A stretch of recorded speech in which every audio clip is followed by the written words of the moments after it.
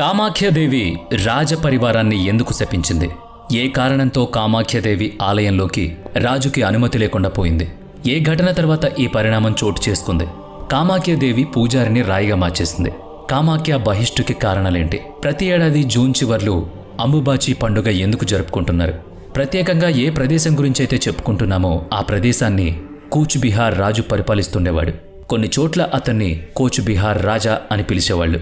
ఈ రాజు నరనారాయణుడికి ఆలయ పూజారి కేందు కైకలకి మధ్య మంచి స్నేహం ఉండేది.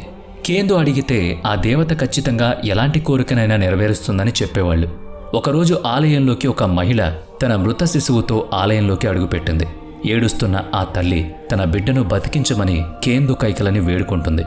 చావు పుట్టుక నా చేతుల్లో లేదు, ఇది ఆ తల్లి మాత్రమే చేయగలుగుతుంది అని చెప్తాడు. మీ భక్తి మీద నాకు నమ్మకం ఉంది, మరోసారి ఆ తల్లిని ప్రార్థిస్తే ఆ తల్లి తప్పకుండా మీ మాట వింటుంది. అప్పుడు